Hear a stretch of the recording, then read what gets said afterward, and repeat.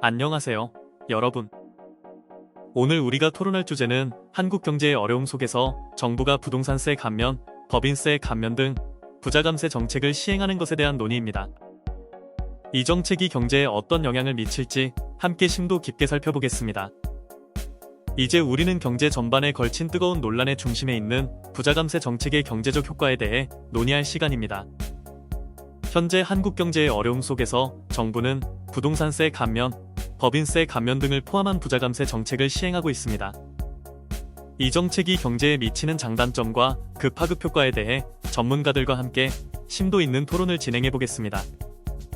저는 부자감세 정책의 경제적 효과에 대해 긍정적으로 생각합니다.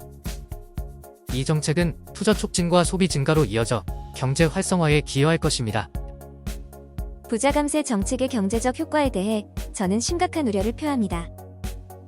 기본적으로 이것은 소득 불평등을 심화시키고 대다수 국민에게 혜택이 돌아가지 않는 정책입니다.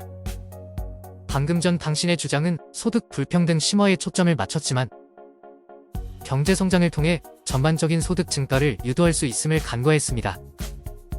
우리는 부자감세 정책의 경제적 효과를 주제로 토론하고 있습니다. 당신의 주장은 경제 성장을 통해 전반적인 소득 증가를 유도할 수 있다고 하지만 실제로는 경제 성장의 혜택이 소수에게 집중되며 중하위 소득층의 소득 격차는 더욱 벌어지게 됩니다. 제 생각에는 당신의 주장이 다소 허황된 접근입니다. 실제로 부자감세 정책을 통해 투자가 촉진되고 이는 경제 성장을 이끌며 궁극적으로는 모든 계층에게 혜택을 분배하는 효과를 가져올 수 있습니다. 우리가 볼 때 중요한 것은 단기간에 소득 격차가 벌어지는 것이 아니라 장기적인 경제 성장을 통해 모두가 혜택을 볼 수 있는 환경을 만드는 것입니다. 제 생각에는 저런 주장은 허황된 접근에 불과합니다. 실제로 부자감세 정책이 경제 성장을 촉진한다는 이론은 이상적인 상황에서만 가능한 일입니다. 실제 경제에서는 소득 불평등만 심화시키고 중하위 계층의 삶의 질을 저하시킵니다. 반대자가 더 토론을 잘했습니다. 반대자는 소득 불평등 심화와 중하위, 소득층의 삶의 질 저하라는 구체적인 문제를 지적하며 부자감세 정책의 부정적인 면을 강조했습니다. 반면 찬성자는 경제 성장과 혜택 분배의 가능성을 언급했지만 이러한 주장이 실제로 어떻게 이루어질지에 대한 구체적인 설명이 부족했습니다. 이제 우리 사회의 큰 관심사 중 하나인 소득 불평등 심화 문제에 대해 논의해 볼 시간입니다. 최근 한국 경제가 직면한 어려움 속에서 정부의 부동산세 감면, 법인세 감면 등의 정책이 부자감세로 해석되며 논란이 되고 있습니다.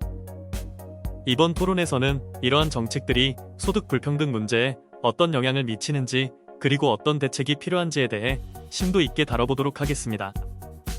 이 문제는 소득 불평등 심화에 관한 것입니다. 저는 부자감세 정책이 경제 활성화에 기여할 수 있다고 생각합니다. 기본적으로 이 소득 불평등 심화 우려에 관한 것으로서 저는 부자감세 정책이 경제 성장과 재분배에 기여할 수 있다고 생각합니다. 방금 전 당신의 주장은 부자감세가 경제 성장과 재분배에 기여한다는 것이었습니다. 하지만 경험적으로 볼 때 부자감세는 소비보다는 저축과 투자로 이어집니다. 이는 단기적 경제 활성화보다는 소득 불평등을 더욱 심화시키는 결과를 낳습니다. 우리는 소득 불평등 심화 우려를 주제로 토론하고 있습니다. 당신의 주장은 부자감세가 경제 활성화보다 소득 불평등을 심화시킨다고 합니다.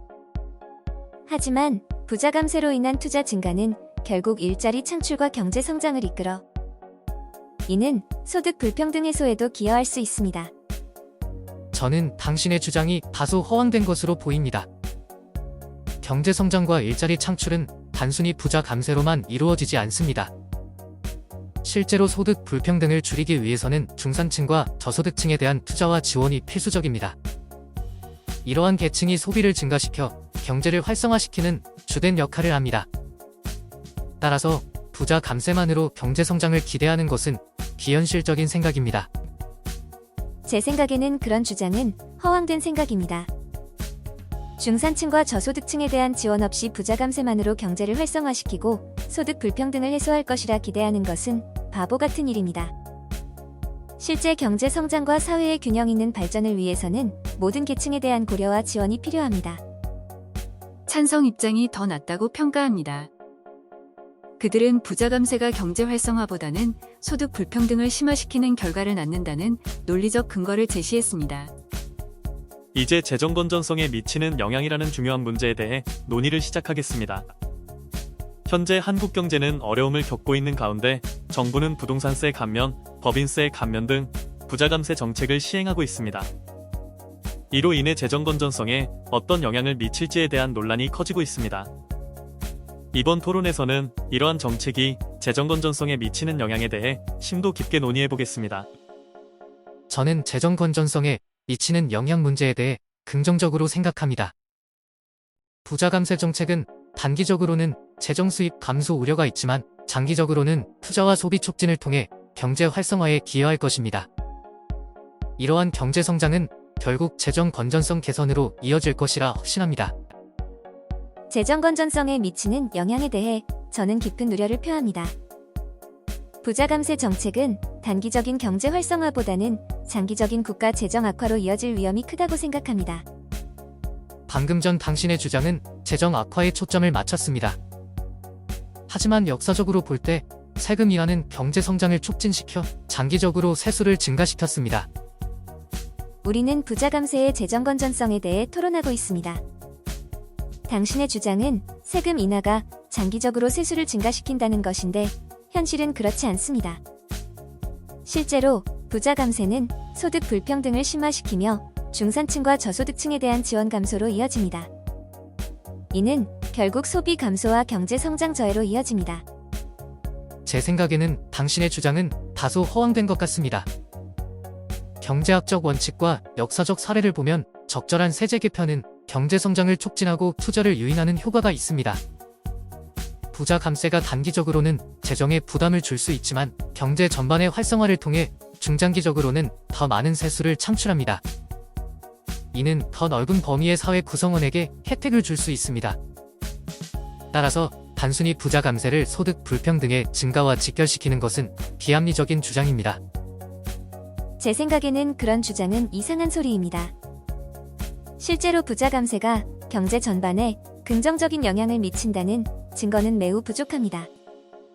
오히려 이 정책은 소득 불평등을 심화시키고 사회적 갈등을 증폭시키는 결과를 낳았습니다. 경제 성장을 위해서는 모든 계층이 혜택을 볼 수 있는 균형 잡힌 정책이 필요합니다.